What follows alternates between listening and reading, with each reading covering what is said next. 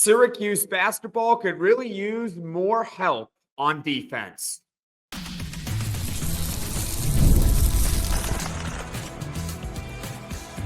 You are Locked On Syracuse, your daily podcast on the Syracuse Orange.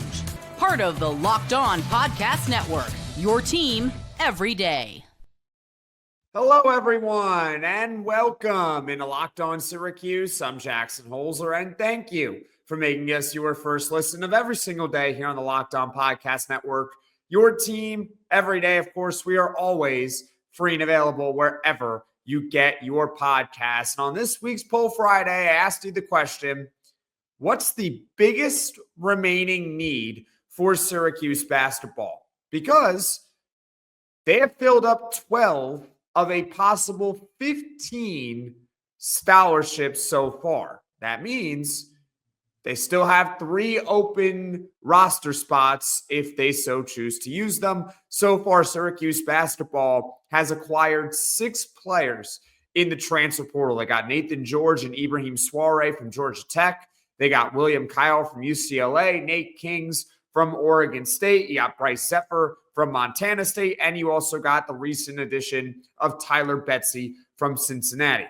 So let's go over what the biggest remaining need is for Syracuse basketball. And you all voted. There were over 300 votes on this week's Poll Friday.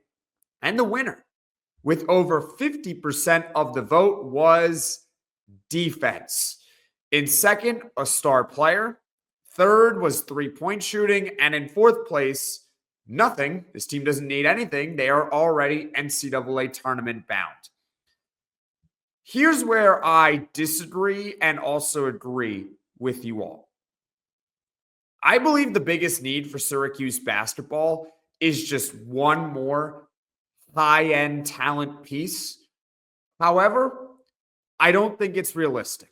You look at the top players that are in the transfer portal, Darian Williams, Jameer Watkins, Desmond Claude. While it would be amazing for Syracuse basketball to go out and get one of those players, I don't think it's feasible. I just don't see it as a realistic option. And for some of those guys, specifically Jameer Watkins and Darian Williams, they're currently testing the NBA draft waters. So they might not even technically be available for Syracuse or for any other team for that matter. With that being said, would you like a star? Of course. Is it realistic? No.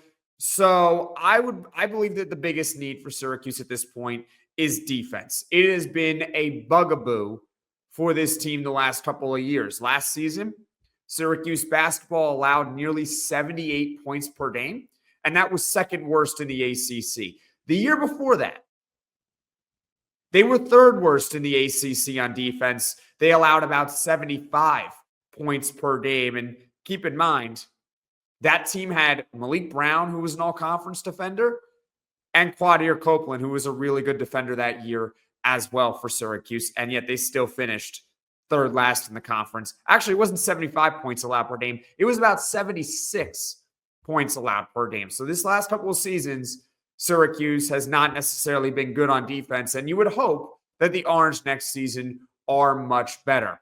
What do you all think the biggest need is for Syracuse basketball at this point to make the NCAA tournament?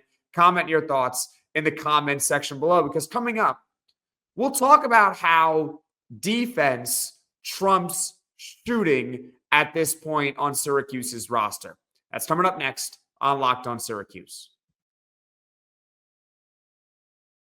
Did you know your Fire TV is also an Xbox? Turn any TV into your gaming and entertainment hub with Fire TV Stick 4K devices. No console required. Just grab your pair of controllers, subscribe, or sign into Xbox Game Pass Ultimate with EA Play included, and you're ready to play. Dive into hundreds of premium titles from EA Sports College Football 25 to Call of Duty Black Ops 6 and Avowed as easily as you stream your favorite shows. It's gaming made simple, and it's all on your Fire TV. With 4K streaming, watch more than 1.5 million movies and TV episodes from your favorite subscribed services like Netflix, Prime Video, Disney Plus, Max, and more. Head to Amazon.com/Fire TV Locked On to get started. Xbox Game Pass Ultimate subscription and compatible controller required.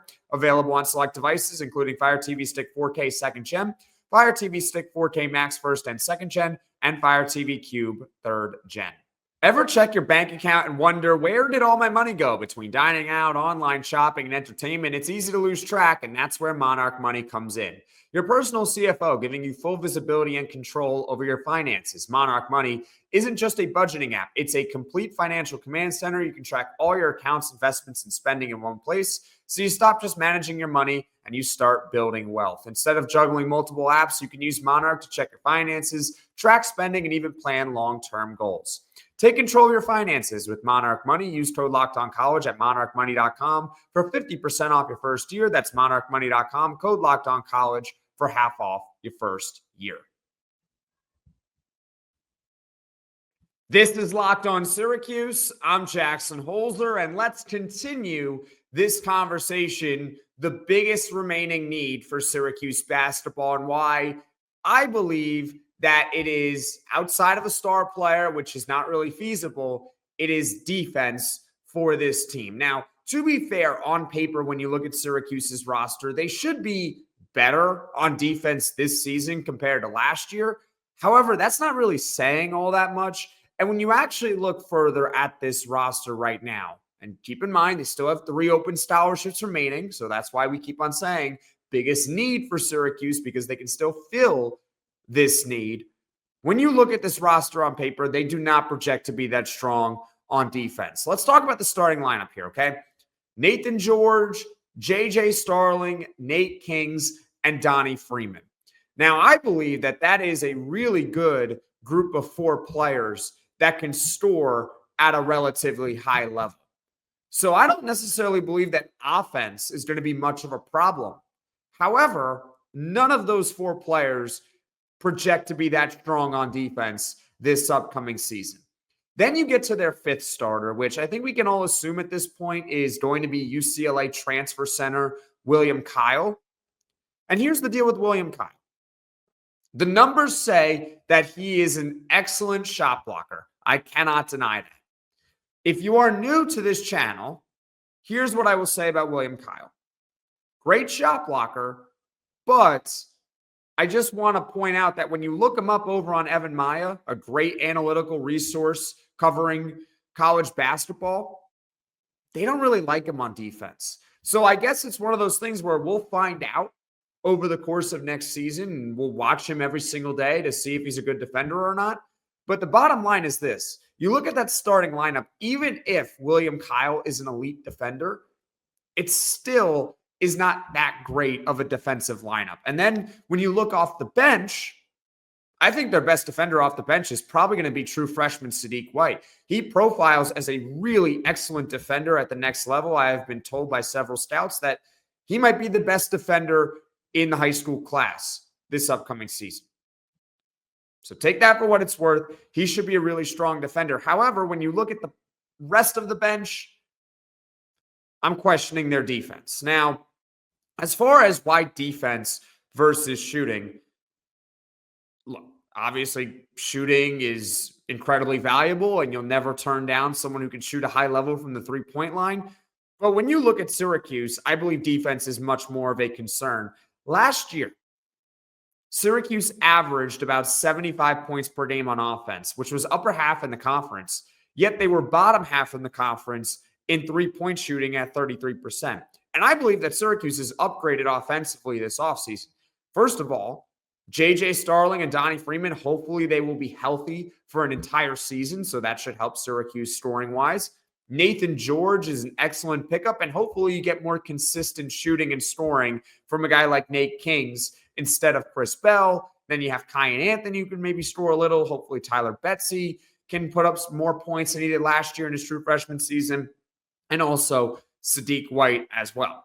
For more context about the offense, if you go look up the early projections over at Bart Torvik here, Syracuse is projected to have a top 25 offense in the nation this upcoming season. However, their defense outside the top 100. So top 25 offense, but well outside the top 100 in defense. So while, yes, shooting is important and they could certainly use another three-point shooter, I believe that defense is much more of a pressing need for Syracuse at this point of the offseason. What do you think? Leave your thoughts in the comment section below. The biggest remaining need for Syracuse basketball. Now, as far as what is coming up on Locked On Syracuse in the future, tomorrow there will be no podcast, but on Sunday, we should be back for a full podcast, probably talking about Syracuse basketball. Thank you for making Locked On Syracuse your first listen today. And for your second listen, you can check out the Locked On Portal Show with Brian Smith, who's got the latest rumors and portal signings each and every day. Be the most informed fan on the rapid changes to the college football landscape. Find the Portal Show on YouTube or wherever you get your podcasts. And folks, thank you all so much for watching. Thank you all so much for listening. If you like this podcast, be sure to hit that like button. If you really enjoyed the podcast, be sure to hit subscribe. Tell all your friends about Locked On Syracuse, and I will see you all again soon.